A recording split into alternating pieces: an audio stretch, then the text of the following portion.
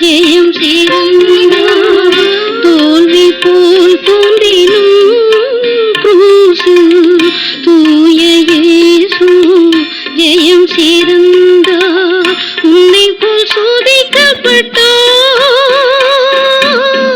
உனக்கும் உதவி செய்வார்.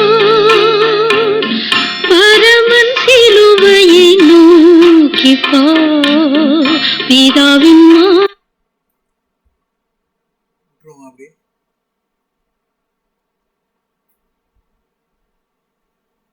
இயேசு கிறிஸ்துவின் நாமத்தில் அவரை வாழ்த்து வரவேற்கிறோம். இந்த அருமையான மாலை வேளையிலே கூட ஆண்டவருடைய பரிசுத்த நாமத்தை துதித்து கொண்டு வந்திருக்கிறோம்.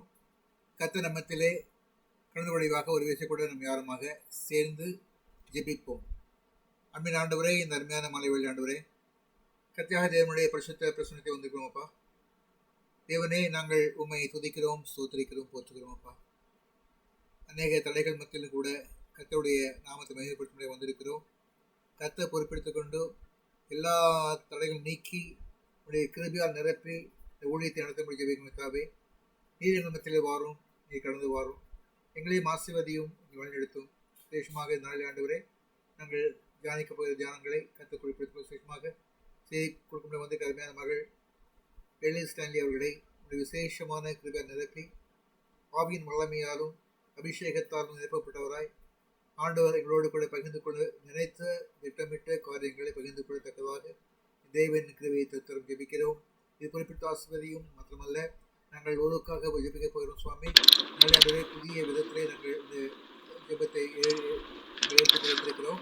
அது கொஞ்சம் ஒருவேளை கடுமைக்கு வேலை இருந்தாலும் கூட அதையும் திறன்பட செய்ய கிருபை தந்து தெளிவான முறையிலே இந்த ஊழியத்தை முடித்து கர்த்தரை கனப்படுத்த கிருபை செய்து ஜெபிக்கிறோம். குறிப்பிட்ட ஆசிர்வதியும் வழிநடத்தும் காத்துக்கொள்கிறோம். ஆரம்பம் முதல் கடைசி வரையும் எந்தவித ஆண்டவரே இன்டர்நெட் ப்ராப்ளமோ எடுத்து இணைப்பு கோளாறுகளோ இல்லாதபடி கற்று பொறுப்பேற்றுக் கொண்டும் சின்ன வயதில் ஆண்டவரை எல்லாவற்றையும் ரெகாட்டும் பண்ண கற்று இருக்காங்க சுவாமி. கற்று பொறுப்பேற்றுக் கொண்டு ஆசிரியத்தை வழிநடத்தும் காத்துக்கொள்ளும். எல்லா துதிகளும் மகிமை எல்லாம் கொடுத்துக் கொள்ளும். இயேசுவின் நமக்கு பிதாவே, ஆமென். ஸ்தோத்திரம். நம்முடைய புதிய உடன்படிக்கையின்படியாகவே நம்ம இன்றைய சிந்தை குறித்து பார்க்க போகிறோம். இன்றைய சிந்தை 2 கொரிந்தியர் 2ஆம் அதிகாரம் 9ஆம் வசனத்தில் பார்க்கிறோம். அதற்கு அவர், என் கிருபை உனக்கு போதும், வரவேற்பில்லை என்பதன் பூர்ண வழங்கும் என்று சொன்னார். எப்போது சொன்னார்னாக்கா, அருமையான பவுலுக்கு வந்து கர்த்தர் தரிசனத்தை கொடுத்தார். அவர் தரிசனம் கொடுத்தாரு. அவர் தன்னை மிகுதிப்படுத்திக் கொள்ளவில்லை. அவர் என்ன சொன்னார்னாக்கா, எனக்கு தெரிந்த ஒரு மனிதர் இருந்தார், அந்த மனுஷர் விதமாக 3ஆம் வானத்தில் எடுத்துக்கொள்ளப்பட்டார் சொல்லி அது ஏதோ 3rd person சொன்னது போலவே அவர் அதை எழுதினார். கடைசியில் அவர் வந்து அதை இணைத்து வந்து இப்படிப்பட்ட அனுபவம் இருந்தாலும் கூட பரலோகத்திற்கு 3ஆம் வானம் வழி எடுத்து செல்லப்பட்டு அங்கிருக்க தூதர்கள் பேசுகிற பாஷையை கேட்டு அவ்விதமாக நாங்கள் பெரிய தரிசனம் பெற்றாலும் கூட நான் சாதாரணமானவன் தான் என்பதை உணர்ந்து கொள்ளும்படியாக அவர் ஒரு காரியத்தை வெளிப்படுத்தாருன்னு சொன்னாக்கா, தனக்குள்ள ஒரு பலவீனம் இருக்கிறது. அந்த பலவீனத்தை நீக்கும்படியாக நான் பலமுறை ஆண்டு வேண்டிக் கொண்டேன். ஆனால் அது என்னை விட்டு நீங்கவில்லை என்ற ஒரு காரியத்தை முழுப்பந்து கொண்டிருக்கிறார். பல வேளை நம்ம பார்க்குறோம், ஊழியத்துக்கு நான் அதிகமாக இன்வால்வ் ஆகும், பெரிய ஊழியம் பண்ணுறோம், மகத்தான ஊழியம் செய்கிறோம், ஜெப ஊழியம் பண்ணுறோம், இன்னுமாக தேவ செய்தியை பறைசாற்றுகிறோம். உடனே நம்ம வந்து கொஞ்சம் ஒரு பெருமை நமக்குள்ள வந்து சேரலாம். அப்படி சேரக்கூடாதபடியாக பவுல் சொல்கிறாரு, எனக்கு வந்து கர்த்தர் ஒரு முள்ளை கொடுத்துருக்காரு சொல்லி. இப்போ பார்த்தோம்னாக்கா, இந்த நம்ம பொறுத்தர் பார்த்தோம்னாக்கா அறிந்து கொள்ளும் காரியம் என்னக்கா, நம்ம சாதாரணமானவர்கள். ஏற்கனவே நான் நேற்றைய தியானிக்கும் பொழுது நம்ம தியானத்தை சொன்னாக்கா, நான் எனக்கு அழைப்பட்ட அழைப்பை நிறுத்திக்க வேண்டும் சொல்லி. அழைக்கப்பட்ட அழைப்பு ஒரு சாதாரணமான குறைவான அழைப்பாக இருக்கலாம்.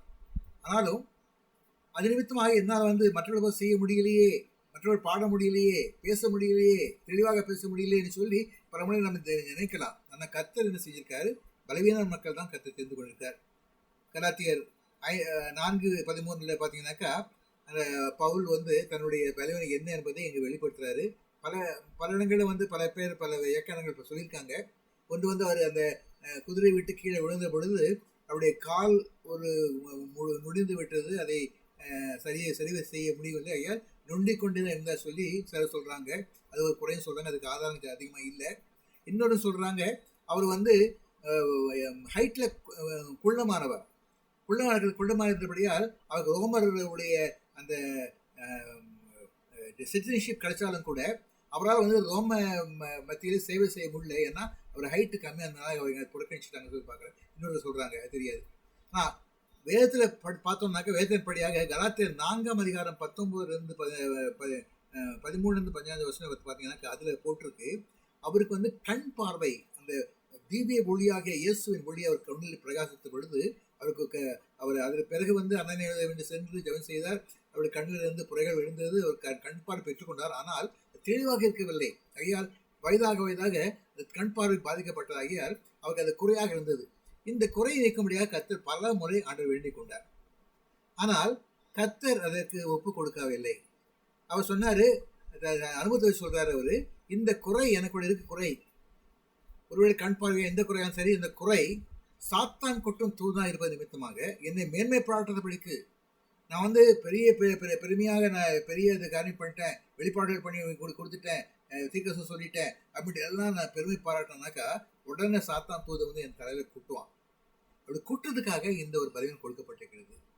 பிதாவர்களே, நம்ம கூட அதே விதமாக நம்முடைய வாழ்க்கையில இருந்து கொண்டு கர்த்தர் நமக்கு வந்து குறைகள் கொடுத்தாலும் கூட நம்ம சோர்ந்து போகாமல், கர்த்தர் நமக்கு பலம் கொடுக்கிற தேவன், சோர்ந்து போறவனுக்கு பலம் கொடுக்கிற தேவன், சத்தம் சத்தம் கொடுக்கிற தேவன்.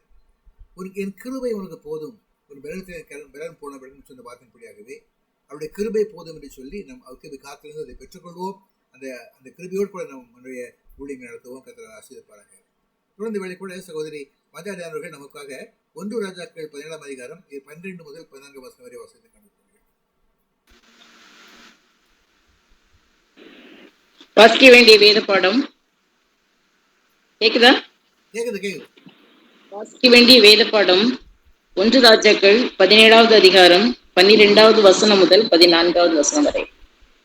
அதற்கு அந்த விதவை, பானையில் ஒரு பிடி மாவும் கலயத்தில் கொஞ்சம் எண்ணெயுமே அல்லாமல் என்னிடத்தில் ஒரு அடையும் இல்லை என்று உம்முடைய தேவனாகிய கர்த்தருடைய ஜீவனை கொண்டு சொல்கிறேன். இதோ நானும் என் குமாரனும் சாப்பிட்டு செத்து போக அதை எனக்கும் அவனுக்கும் ஆயத்தப்படுத்துகிறதற்கு 2 விறகு பொறுக்கிறேன் என்றாள். அப்பொழுது எலியா அவளை பார்த்து, பயப்படாதே, நீ போய் உன் வார்த்தையின்படி ஆயத்தப்படுத்து. ஆனாலும் முதல் அதிலே எனக்கு ஒரு சிறிய அடையை பண்ணி என்னிடத்திலே கொண்டு வா. பின்பு உனக்கும் என் குமாரனுக்கும் உனக்கும் உன் குமாரனுக்கும் பண்ணலாம். கர்த்தர் தேசத்தின் மேல் மழையை கட்டளையிடும் நாள் மட்டும் பானையின் மா செலவிழிந்து போவதும் இல்லை, கலசத்தில் எண்ணெய் குறைந்து போவதும் இல்லை என்று இஸ்ரவேலின் தேவனாகிய கர்த்தர் சொல்கிறார் என்றார். வாசிக்க வேண்டியது. கூட அதுக்கு தகுந்த பாடலை சகோதரி மேரி சாம்சன் அவர்கள் நம்ம பாடுவார்கள். ஒன்றுமில்லாத நிலைமையிலே சகலமும் படைப்பவர் நம் தேவன் என்று பாடுவார்கள். கர்த்தருக்கு ஸ்தோத்திரம். ஒன்றும் இல்லாத நிலைமையிலே சகலமும் படைத்தவர் நம் தேவன். ஒன்றும் இல்லாத நிலைமையிலே சகலமும் படைப்பவர் நம் தேவன். அவரே தேவன், அவரே தேவன், யெகோவா நல் தேவன். அவரே தேவன், அவரே தேவன், யெகோவா நல் தேவன். ஒன்றும் இல்லாத நிலைமையிலே சகலமும் படைப்பவர் நம் தேவன். பஞ்சத்தால் உள்ளம் சோர்ந்து போனாலும், கோதுமை மணிகள் அற்று போனாலும், பஞ்சத்தால் உள்ளம் சோர்ந்து போனாலும், கோதுமை மணிகள் அற்று போனாலும், எலிசாவின் தேவன் நம்முடன் உண்டு, எலிசாவின் தேவன் நம்முடன் உண்டு. எண்ணிலடங்கா அற்புதம் செய்வார், அவர் எண்ணிலடங்கா அற்புதம் செய்வார். அவரே தேவன், அவரே தேவன், யெகோவா நல் தேவன். அவரே தேவன், அவரே தேவன், யெகோவானல் தேவன். ஒன்றும் இல்லாத நிலைமையிலே சகலமும் படைப்பவர் நம் தேவன். எதிரியின் கூட்டங்கள் மிகுந்து போனாலும், எல்லாமே தோல்வியாய் முடிந்து போனாலும், எதிரியின் கூட்டங்கள் மிகுந்து போனாலும், எல்லாமே தோல்வியாய் முடிந்து போனாலும், தாவீதின் தேவன் நம்முடன் உண்டு, தாவீதின் தேவன் நம்முடன் உண்டு, ஜெயத்தின் மேல் ஜெயமே தந்திடுவாரே, அவர் ஜெயத்தின் மேல் ஜெயமே தந்திடுவாரே. அவரே தேவன், அவரே தேவன், யெகோவானல் தேவன். அவரே தேவன், அவரே தேவன், யெகோவானல் தேவன். ஒன்றும் இல்லாத நிலைமையிலே சகலமும் படைப்பவர் நம் தேவன். பானையில் மாவு குறைந்து போனாலும், ஜாடியில் எண்ணெய் தீர்ந்து போனாலும், பானையில் மாவு குறைந்து போனாலும், ஜாடியில் எண்ணெய் தீர்ந்து போனாலும், எலியாவின் தேவன் நம்முடன் உண்டு, எலியாவின் தேவன் நம்முடன் உண்டு, காகத்தை அனுப்பி தினம் போஷிப்பார், அவர் காகத்தை அனுப்பி தினம் போஷிப்பார். அவரே தேவன், அவரே தேவன், யெகோவானல் தேவன். அவரே தேவன், அவரே தேவன், யெகோவானல் தேவன். ஒன்றும் இல்லாத நிலைமையிலே சகலமும் படைப்பவர் நம் தேவன்.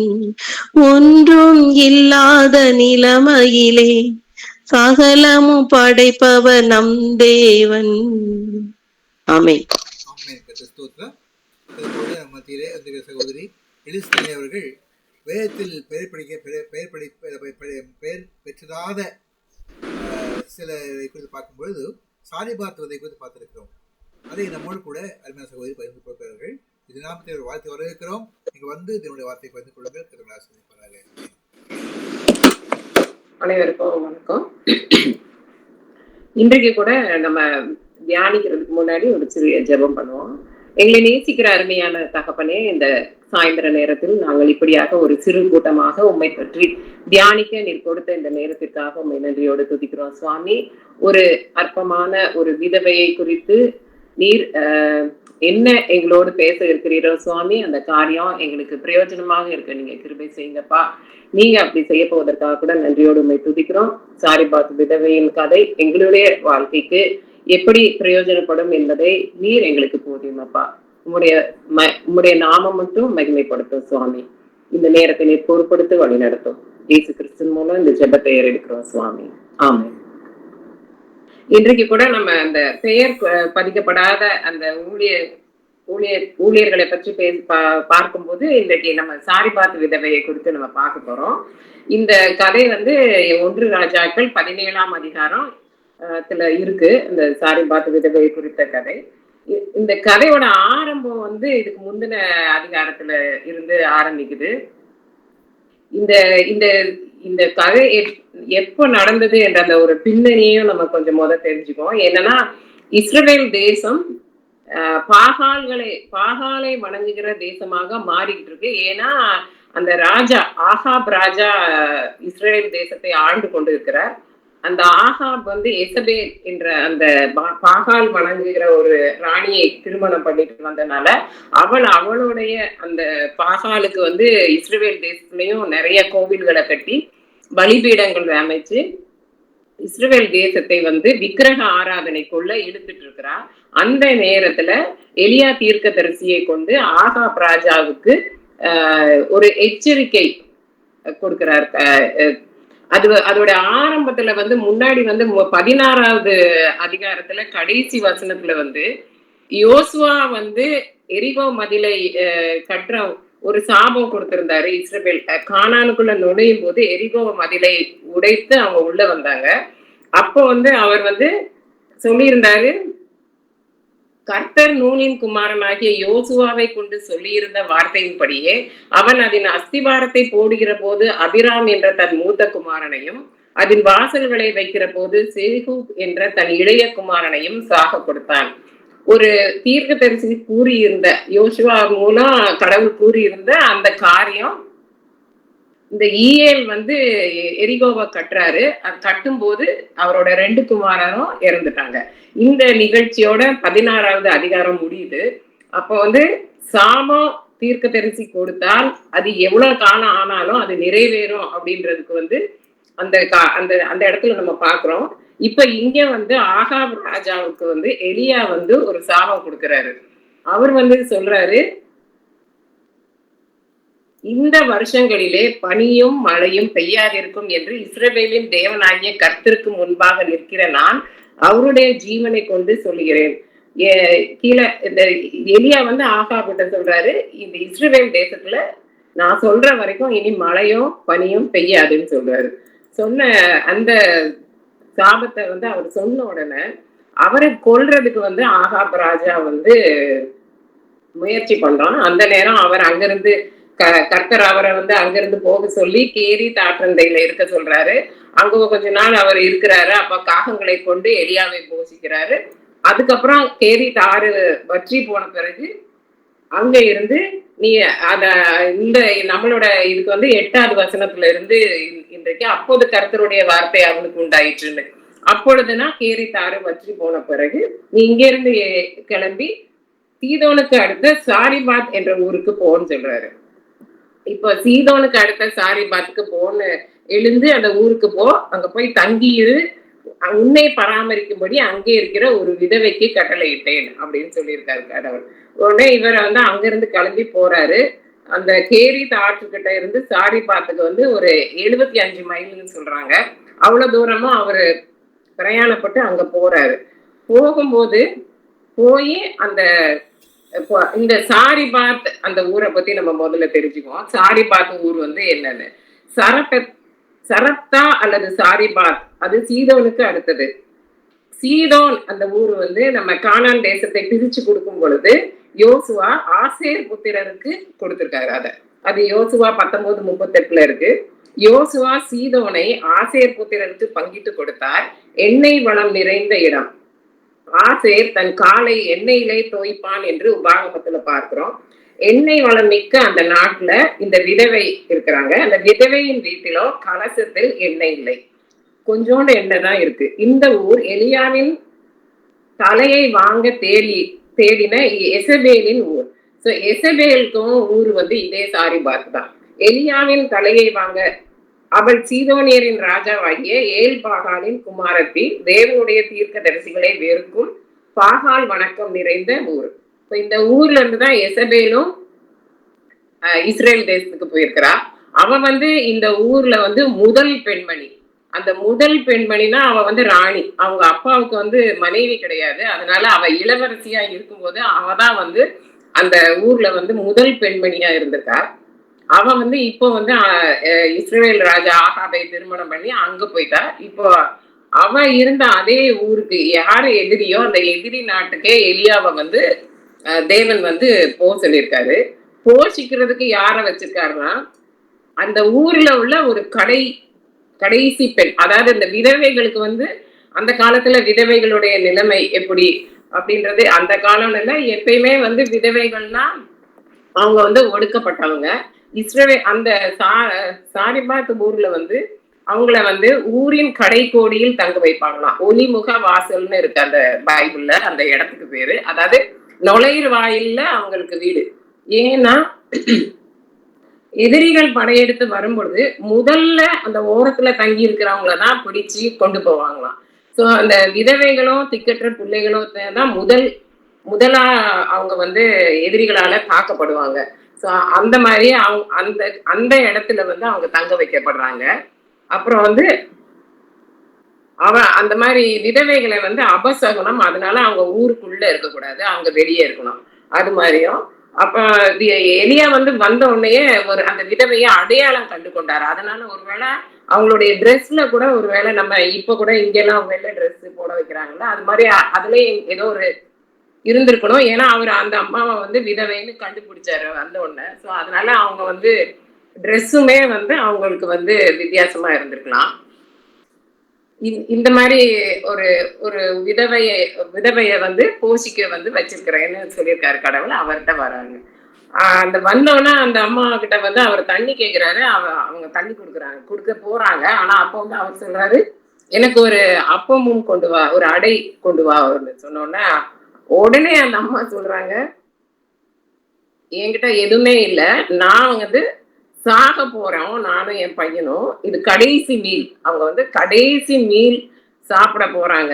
சாப்பிட்டுட்டு அதுக்கப்புறம் நாங்க அது தர்ற பெலனோட இருந்துட்டு அதுக்கப்புறம் நாங்க வந்து ஒன்றும் இல்லாதனால நாங்க சாவுக்காக வெயிட் பண்றோம். அந்த மாதிரி ஒரு ஹோப்லெஸ் சிச்சுவேஷன்ல இருந்த ஒருத்தவங்க கிட்ட தேவன் வந்து அவரை போஷிப்பாங்கன்னு சொல்லி அனுப்பி விட்டுருக்காரு. அப்போ எலியா வந்து வந்த உடனே அவங்க கிட்ட கேட்டோன்னா, ஆனா இந்த அம்மா வந்து உண்மையை சொல்லிடுறாங்க, என்கிட்ட வந்து ஒண்ணுமே இல்லை, என்கிட்ட கொஞ்சோண்டு மாவும் கொஞ்சம் எண்ணெயும் தான் இருக்குன்னு.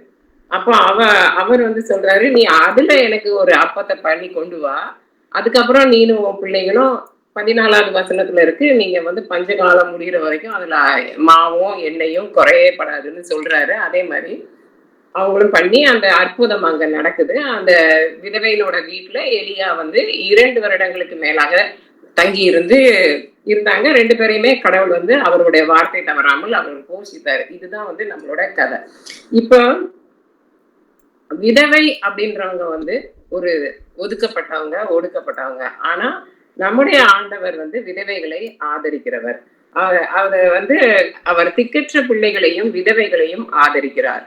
தம்முடைய பரிசுத்த வாசஸ்தலத்திலிருந்து தேவன் திக்கற்ற பிள்ளைகளுக்கு தகப்பனும் விதவைகளுக்கு நியாயம் விசாரிக்கிறவருமாய் இருக்கிறார். விதவைகளை துன்புறுத்தினால் நியாய தீர்ப்பு அடைவார்கள் என்று பழைய ஏற்பாட்டுல பாக்குறோம். அப்புறம் புதிய ஏற்பாட்டுல வந்து விதவைகளின் வீடுகளை பட்சித்து பார்வைக்கு நீண்ட ஜெபம் பண்ணுகிற வேத பாரகரை குறித்து எச்சரிக்கையாய் இருங்கள் என்று இயேசு கூறுகிறார். அப்புறம் திக்கற்ற பிள்ளைகளும் விதவைகளும் படுகிற உபத்திரவத்திலே அவர்களை விசாரிக்கிறதும் உலகத்தால் கரைப்படாதபடிக்கு தன்னை காத்துக்கொண்டு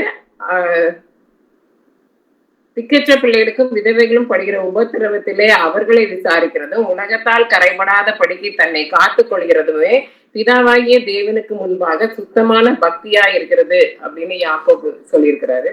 சோ விதவைகளை வந்து தேவன் வந்து ஆதரிக்கிறார்.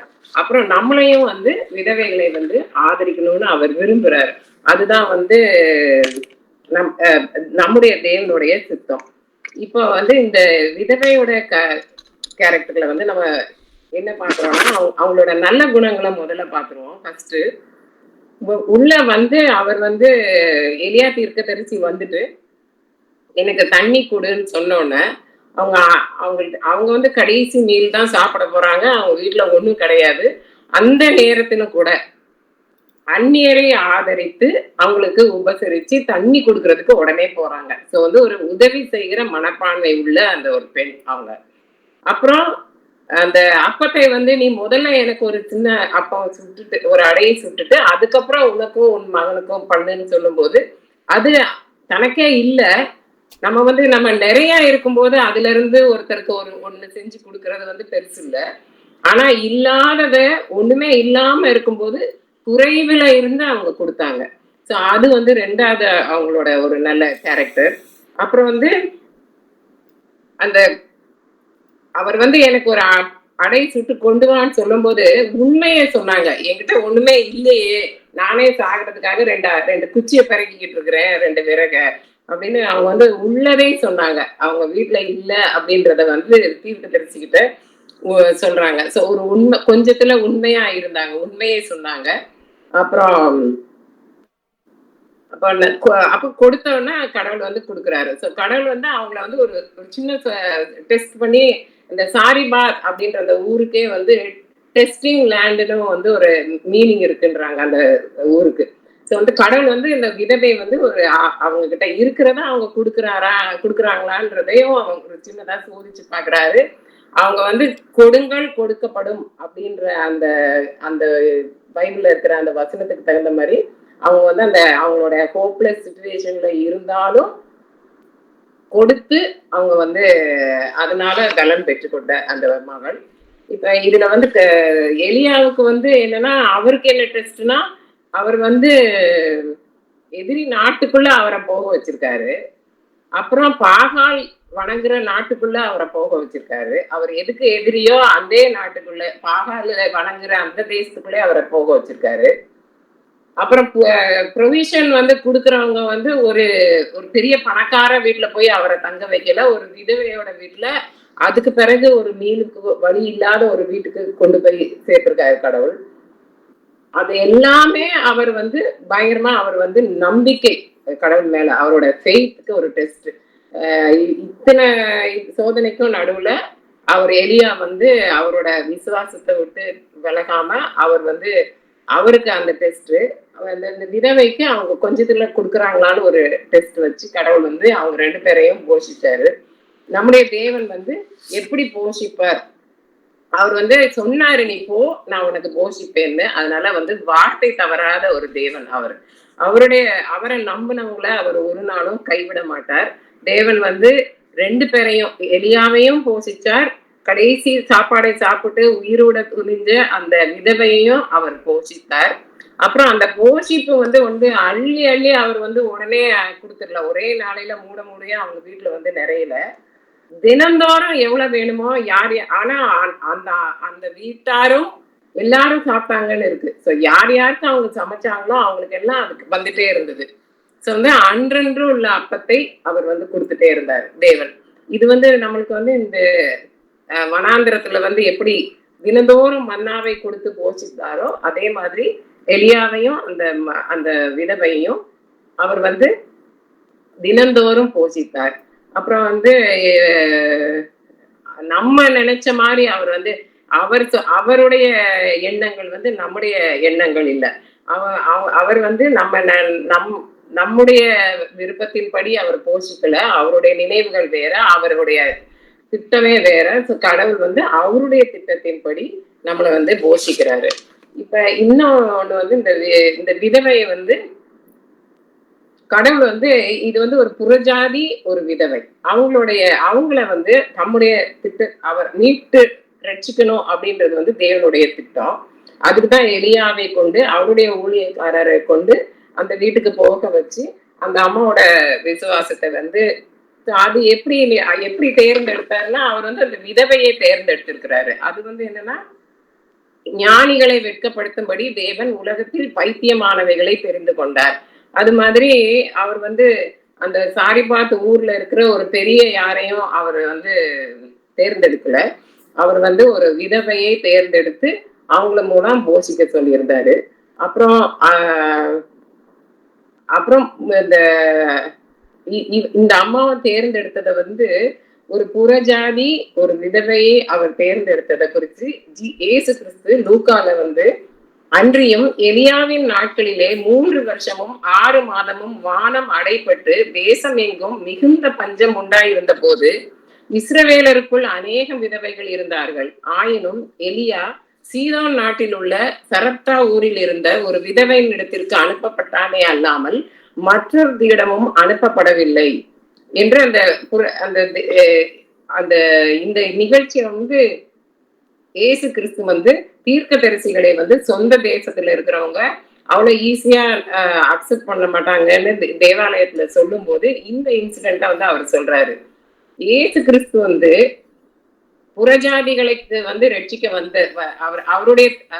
அவர் வந்து புறஜாதிகளை பிரகாசிக்கிற ஒளியாகவும் புறஜாதிகளுக்கு பிரகாசிக்கிற ஒளியாகவும் உம்முடைய ஜனமாகிய இஸ்ரவேலுக்கு மகிமையாகவும் தேவரீர் சகல ஜனத்திற்கு முன்பாக ஆயத்தம் பண்ணின இந்த ரட்சணியத்தை என் கண்கள் கண்டதுன்னு சிமியோன் மூலமா இயேசு கிறிஸ்துவ பத்தி தேவன் சொல்ல வச்சாரு. அப்ப வந்து புறஜாதிகளை பிரகாசிக்கிற ஒளியாக பின்னாடி வந்த இயேசு கிறிஸ்து தேவனுடைய திட்டத்துல புறஜாதிகள் இருந்தாங்க என்பதற்கு இந்த சாரிபாத் விதவை வந்து கடவுள் வந்து எலியாவை அங்க அனுப்புனது அது வந்து அவருடைய மீட்பின் திட்டத்துல புறஜாதிகள் இருந்தாங்க என்பதற்கு ஒரு ஒரு சாட்சி. இது வந்து அப்போஸ்தலர்களையும் அவருக்கு பயந்து நீதியின்படி நடக்கிறவன் எவனோ அவன் எந்த தேசத்தை சேர்ந்தவனாக இருந்தாலும் அவனை அவன் ஏற்றுக்கொள்கிறார் அப்படின்னு வந்து அப்போஸ்தலர்ல வந்து பேதுரு சொல்றாரு. அப்போ எந்த நீதியின்படி நடக்கிறவங்க எந்த தேசத்துல இருந்தாலும் அவங்கள வந்து தேவன் வந்து ரட்சிப்புக்குள்ள கொண்டு வருவாரு. இந்த இந்த உள்ள அவர் வரும்போது எலியா வந்து தண்ணி கொண்டாட சொல்லும் போது அவர் வந்து அப்பத்தையும் கேட்கிறாருல்ல. அப்போ வந்து அந்த அம்மா வந்து சொல்றாங்க, பானையில் ஒரு பிடி மாவும் கலயத்தில் கொஞ்சம் எண்ணெயும் அல்லாமல் என்னிடத்தில் ஒரு அடையும் இல்லை என்று உம்முடைய தேவனாகிய கர்த்தருடைய ஜீவனை கொண்டு சொல்கிறேன். அப்ப முதல்ல அந்த விதவை சொல்றாங்க உம்முடைய தேவன். அவங்க வந்து அப்ப வந்து அவங்களுக்கு அந்த இஸ்ரவேலின் தேவன் மேல வந்து ரொம்ப ஒன்றும் நம்பிக்கை இல்லை. அவங்க வந்து சொல்றாங்க உம்முடைய தேவன். ஆனா அவர் வந்து ஒரு யெகோவா தேவனே அவர் ஒரு இஸ்ரவேலர்னு அவங்களுக்கு தெரியுது. அதனால வந்து உம்முடைய தேவன்னு சொல்றாங்க. அப்புறம் வந்து அவர் வந்து எப்படி எலியா அவங்கள வந்து ரட்சிப்புக்குள்ள நடத்துறாருன்னா உடனே அவர் சொல்றாரு பயப்படாதே, பயப்படாதே, நீ வந்து இந்த காரியத்தை செய்யு.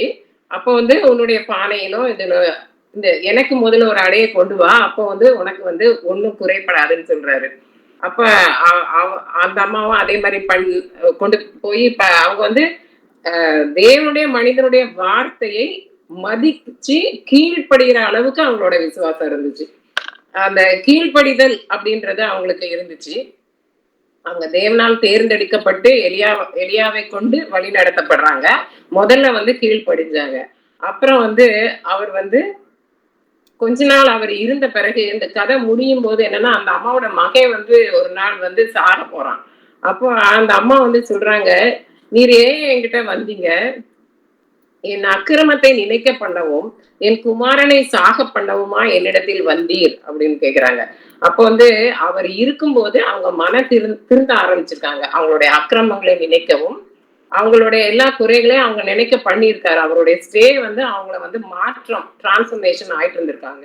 ஸோ அதை வந்து அவங்க வந்து இந்த இடத்துல அந்த அந்த பையன் சாக போகும்போது சொல்லும் போது அப்புறம் எலியா அந்த பையனை உயிர்ப்பிச்சு கொடுப்பாரு. அவர் ஜெபம் பண்ணி அவர் வந்து தேவனிடத்துல போராடி அந்த ஒரு அற்புதத்தை செய்வார். ரெண்டாவது ஒரு அற்புதத்தை அந்த அம்மாவுக்கு செய்கிறாரு. அப்போ வந்து அந்த ஸ்திரீ அந்த சாப்டரோட எண்டுல வந்து அந்த ஸ்திரீ எலியாவை நோக்கி நீர் தேவனுடைய மனுஷன் என்றும் உம்முடைய வாயிலிருந்து பிறக்கும் கர்த்தரின் வார்த்தை உண்மை என்றும் இதனால் இப்போது அறிந்திருக்கிறேன். இப்ப அந்த அற்புதமும் தெரிஞ்சவங்க அந்த அம்மா தேவனுடைய மனுஷன் நீர், தேவனுடைய வார்த்தை கர்த்தருடைய வார்த்தைன்னு கர்த்தரை வந்து அவங்க வந்து அவங்களோட தேவனா அவங்க எடுத்துக்கிட்டது இந்த வசனத்துல வந்து நமக்கு தெரியுது. சோ வந்து கடவுள் வந்து கர்த்தர் வந்து எலியாவை கொண்டு இந்த சாரிபாத் விதவையை வந்து ரட்சிக்க திட்டமிட்டு அந்த அம்மாவோட வீட்டுக்கு அவங்க அனுப்பியிருக்காங்க. அவங்களும் அதுக்கு ஏற்ற ஒரு பாத்திரமா இருந்தாங்க.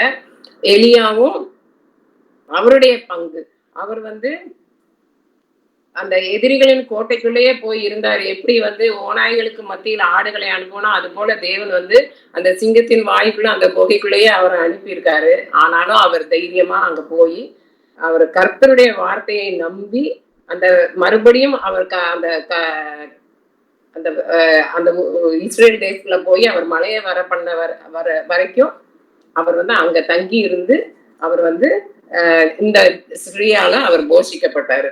ஸோ இந்த இதுல வந்து தேவன், எலியா, சாரிபாத் விதவை இவங்க எல்லாருக்கும் ஒரு பங்கு இருக்கு. அந்த சாரிபாத் ஊருக்கும் ஒரு பங்கு இருக்கு. அந்த ஊர்ல இருந்து போன அந்த பாகால் வர்ஷிப்பு அந்த ஊருக்கு உள்ள கர்த்தர் வந்து அவருடைய ஊழியக்காரனை அனுப்பி ஒரு ஒதுக்கப்புறத்துல இருந்த ஒரு விதவையை மாற்றத்துல இருந்து அங்க வந்து தேவன் வந்து அவருடைய ஊழியத்தை வந்து ஆரம்பிக்க வைக்கிறாரு. இதுதான் வந்து இந்த ஸ்டோரியில நடந்திருக்க எல்லா காரியங்களும். அப்ப வந்து ஒரு ஹோப்லெஸ் சிச்சுவேஷன்ல கடவுள் வந்து ஒரு ஹோப் கொடுத்தாரு. அவங்க வந்து அந்த கடைசி சாப்பாடை சாப்பிட்டு அதோட சாக போறாங்க. அந்த நேரத்துல அவங்களுக்கு வந்து ஒரு ஒரு ஹோப் கொடுத்தாரு. ஒரு நம்பிக்கையற்ற ஒரு இடத்துல வந்து ஒரு நம்பிக்கையை கொடுத்தார்.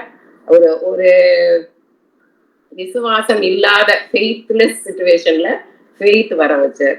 ஸோ இதுதான் இந்த ஸ்டோரியில நடந்தது. நாமளும் புறஜாதிகள் தான் எல்லாரும். நம்மளையும் தேர்ந்தெடுக்க தேவன் வந்து அந்த காலத்திலேயே இயேசு கிறிஸ்து மூலமா தீர்மானிச்சு அவரை நம்மிடத்துல அனுப்பி நம்மையும் அவரோட ஊழியக்காரங்களாக மாற்றிருக்கிறாரு. நம்மளும் எங்க இருந்தாலும் நம்முடைய பெயர் தெரியலனாலும் பரவாயில்ல, நம்மளும் நம்முடைய காரியங்கள்ல எங்க என்ன காரியத்துக்காக வைத்திருக்கிறாரோ அதை ஒழுங்கும் கிரமமாக கீழ்ப்படிதலோட செய்வோம். ஸ்தோத்திரிக்கிறோம் ஐயா, துதிக்கிறோம் அப்பா. நீர்தாமே சுவாமி, நாங்களும் கூட அந்த விதவையை போல ஒடுக்கப்பட்டவர்களாகவும் ஒன்றும் தெரியாதவர்களாகவும் உலகத்திற்கு பைத்தியக்காரர்களாக தோன்றினாலும் கூட உம்முடைய ஊழியத்தை நாங்கள் உத்தமமாக செய்ய நீங்க கிருபை செய்யுங்கப்பா. நீங்க அப்படி செய்ய போவதற்காக கூட நன்றியப்பா. ஒவ்வொருவருடைய நீர் போஷிக்கிற தேவனப்பா, ஒவ்வொருவருடைய தேவையும் உம்முடைய வழியின்படி, எங்களுடைய நினைவுகள் அல்லப்பா, உம்முடைய நினைவுகளின்படி நீர் நிறைவேற்றி தாரும். துதிகன மகிமை அவற்றை உமக்கே செலுத்தி உங்கள் வீட்டு இயேசு கிறிஸ்து மூலம் இந்த ஜெபத்தை ஏறெடுக்கிறேன் சுவாமி. ஆமென். ஆமென் ஆமென். ஸ்தோத்திரம். அருமையான ஒரு செய்தி கொடுத்திருக்கிறார்கள். விசேஷமா இந்த இடத்துல வந்து ஒரு ஆண்டவர் அவர் 3 பேர் அதில் மிகைப்படுத்தியிருக்காங்க. ஆண்டவர், அதுக்கு பிறகு ஒரு தேவனுடைய மனிதர், அதுக்கு பிறகு ஒரு புறஜாதி ஸ்திரீ. இந்த 3 பேரையும் இணைத்த கர்த்தர் ஒரே கர்த்தர். இப்போ அந்த இதில் அவங்க நல்லா எக்ஸ்பிளைன் பண்ணியிருக்காங்க. அந்த விதையுடைய முக்கியத்துவத்துக்கு கிடைக்காங்க. அவர்களுடைய ஒரு விசுவாசத்தை தூண்டும்படியாக கர்த்தர் செஞ்சிருக்காரு. அவளுக்கு பராமரிக்கணும்னு சொல்லி ஒரு எண்ணத்தில், அதே வேளையில் அவருடைய சீடனும் அவருடைய தாசனும் பராமரிக்கப்பட வேண்டிய எண்ணத்தில் அவர் பண்ணியிருக்காரு. இப்படி அந்த 3ஐயும் இணைக்கிறவர் கர்த்தர். ஆகிய இந்த உலகத்தில் வந்து இது மூலமாக நம்ம பெற்றுக்கொள்ளக்கூடிய விசேஷமான காரியம் வந்து கர்த்தர் நமக்காக இந்த உலகத்தில் யாவையும் செய்து முடிக்கிறவர். ஆகையால் அவர் நமக்காக ஒருவேளை கிறிஸ்தவர் தான் வச்சுப்பாங்க கிடையாது, கிறிஸ்தவ அல்லாதவர்களும் புரஜாதி மக்களும் புரஜாதி ஆட்களும் அவங்களும் நமக்காகவே அவர் வச்சிருக்காரு. என்ன நோக்கத்தை வச்சுக்க நமக்கு தெரியாது, வச்சிருக்காரு. அதை வெளிப்படுத்துவார், அதை செய்ய வைப்பார்னு சொல்லி நம்ம நம்பலாம். அருமையான செய்தி நம்மளுக்கு வந்து கொண்டார்கள். நன்றி சொல்கிறேன். இந்த வேலை கூட முதலாவதாக சகோதரி கலையரசி புகழேந்தி அவர்கள் வந்திருக்காங்க. அவங்க வந்து எல் ஸ்டான்லி அவர்களுடைய தங்கை. அவங்க இப்போ கையை உயர்த்திருக்காங்க. அவங்க ஏதோ சாட்சி சொல்லணும்னு ஆசைப்படணும்னு நினைக்கிறேன். ஸோ அவங்களுக்கு முதல்ல இடம் கொடுக்குறோம். கலை. எல்லாருக்கும் இல்ல, இந்த மெசேஜ் வந்து ரொம்ப நல்லா இருந்தது. அதுக்காக நான் தோன்றேன். ரொம்ப சந்தோஷம். இது மாதிரி செய்திக்குள்ள நான் இன்னைக்கு டைம் இருந்ததுனால கலந்து கொள்ள முடிஞ்சது. இந்த பிரயாசத்துக்கு நான் ஆண்டவருக்கு நன்றி செலுத்துறேன். ஒரு சின்ன ஜெபம் பண்ணிடலாம் நான் நினைக்கிறேன். சோதரிக்கிறோம் டாடி, நன்றியோடு துதிக்கிறோம் அப்பா. நன்றியோடு துதி பாடுவேன் எந்தன் இயேசுராஜனே, எனக்காய் நீர் செய்திட்ட நன்மைக்காய் என்றும் நன்றி கூறுவேன் நான். நன்றியோடு துதி பாடுவேன் எந்தன் இயேசுராஜனே, எனக்காய் நீர் செய்திட்ட நன்மைக்காய் என்றும் நன்றி கூறுவேன் நான். என்னடங்கா நன்மைகள் யாவையும் எனக்களித்திடும் நாதனே, என்னடங்கா நன்மைகள் யாவையும் எனக்களித்திடும் நாதனே, நினைக்காத நன்மைகள் அளிப்பவரே, உமக்கென்றுமே துதியே. நினைக்காத நன்மைகள் அளிப்பவரே, உமக்கென்றுமே துதியே. நன்றியோடு துதி பாடுவேன் எந்தன் இயேசுராஜனே, எனக்காய் நீர் செய்திட்ட நன்மைக்காய் என்றும் நன்றி கூறுவேனா. எஸ் டாடி, தர்மையான வேளையிலும் அப்பா பிதாவே, 5 மாதங்களை கடந்து இந்த 6வது மாதத்திலும் அன்பின் தேவனை இந்த 6 நாட்களிலும் எங்களை கண்மணி போல பாதுகாத்து தேவனை அப்பா பிதாவே இந்த நாளிலும் இந்த ஜப கூடுகையில கலந்து கொள்ள நீர் கிருபை செய்ததற்காய் நன்றியோடு துதிக்கிறோம். அருமையான சத்தியத்தை நாங்கள் கேட்டோம் எஸ்ப்பா. ஏதோ சாரி பார்த்து விதவை அப்படின்னு நாங்க வாசித்திருப்போம் டாடி. ஆனா அந்த ஒரு சின்ன ஒரு பாத்திரத்தின் மூலமா எவ்வளவு பெரிய செய்தியை நீங்க வைத்திருக்கிறீங்க என்று இந்த நாளே அறிந்து கொள்ள நீர் அப்பா நீர் கிருபை செய்தீர். ஒரு பேரு வைக்கப்படாத ஒரு விதவதான் ஆண்டாடி சாரி பாத்து விதவை என்றுதான் சொல்லி அங்க நாங்க வாசித்திருக்கிறோம். ஆனா அதுல எவ்வளவு பெரிய சத்தியம் ஏசப்பா. நீரப்பா பிதாவை ஒருவரை ரட்சிக்க நம்முடைய ஈவும் கிருபையும் வேண்டும் என்று வேதம் சொல்லி இருக்கிறது. அந்த ஈவும் கிருபையும் பெற்ற மகளாக அந்த சாரிபாத் விதவை இருந்ததுனாலதான் அன்னைக்கு எலியாமூல அவங்களை போஷித்து தேவனே அப்பா உம்முடைய சித்தத்தை அந்த ஊர்ல நீர் நிறைவேற்றி கொண்டீர் என்று வேதத்தின் மூலம் நாங்கள் தெளிவா இந்த நாளை அறிந்து கொள்ள நீர் கிருபை செய்ததற்காய் நன்றி தேவனே அப்பா. இந்த ஜெப கூலிகையை நடத்துகிற அண்ணாச்சி நம்முடைய அன்பு கரத்துல வைக்கிறேன் ஏசப்பா.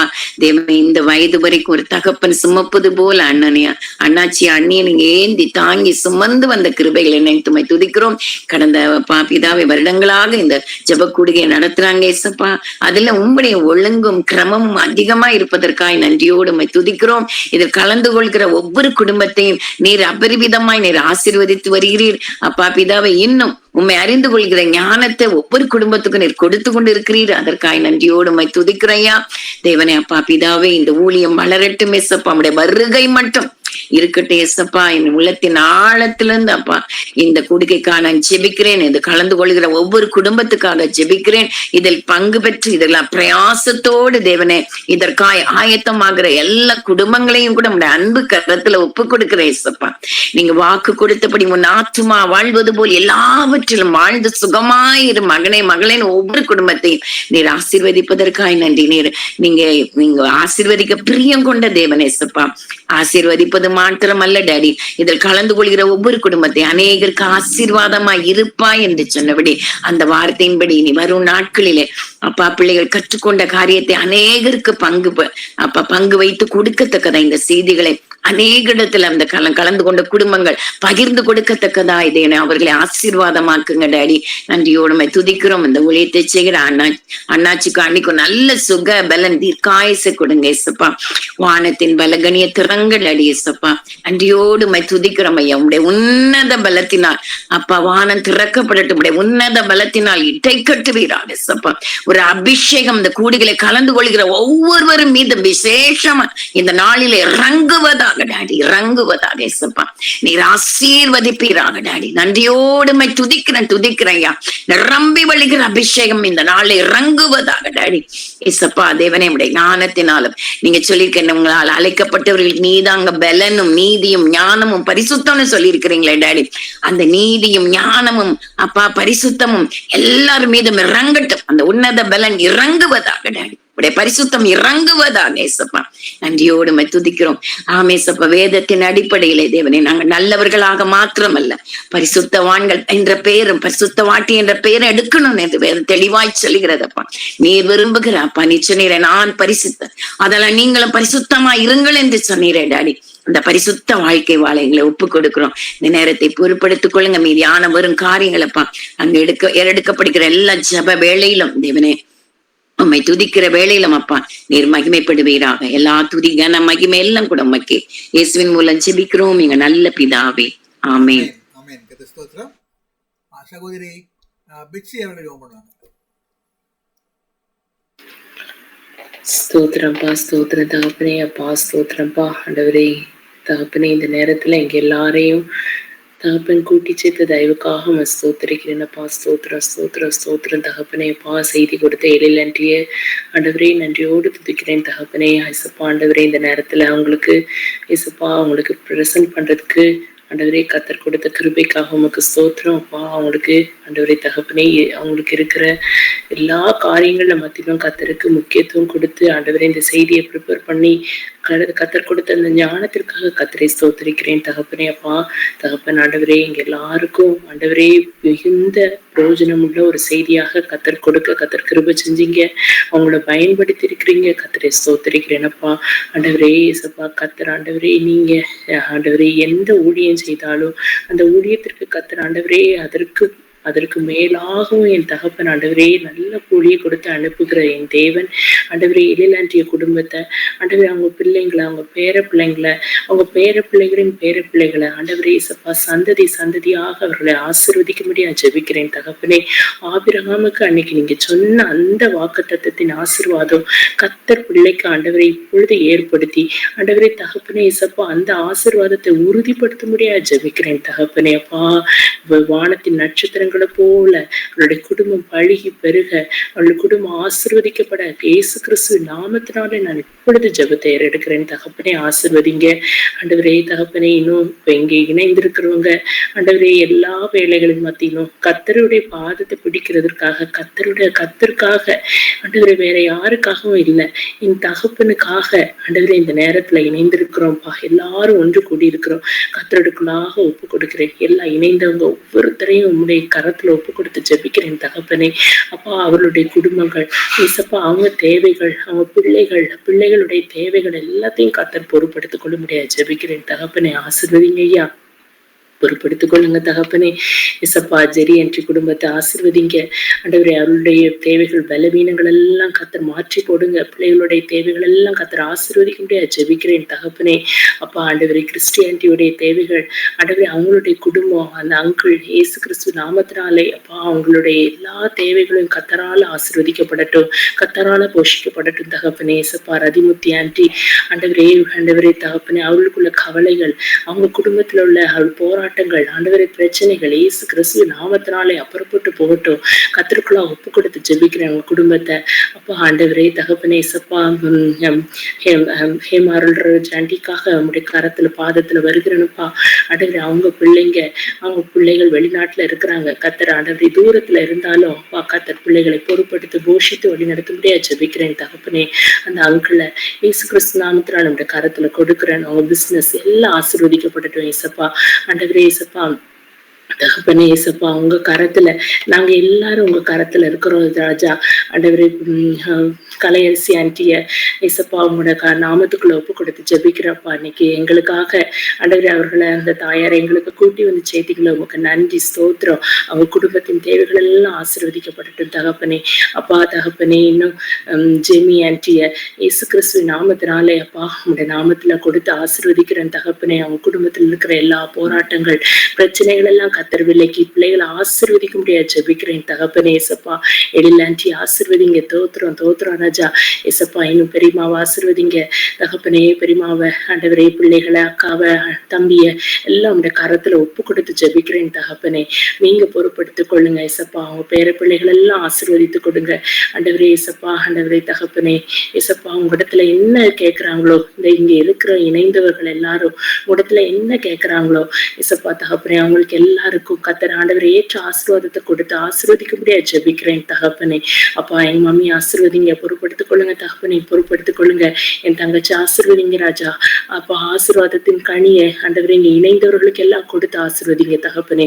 அப்பா அதற்கு மேலாக இதை நடத்துகிற டேனியல் அங்கிளை அப்பா உங்களுடைய கரத்துல விசேஷமாக கொடுக்கிறோம் தகப்பனே. அப்பா இவ்வளவு ஒரு அற்புதமான இப்படி ஒரு இணைப்பை எங்களுக்கு ஏற்படுத்தி தந்த ஆண்டவரே அங்கிளை ஆன்டியும் ஆண்டவரே இயேசு கிறிஸ்து நாமத்தினாலே வாழ்த்துக்கிறோம் தகப்பனே.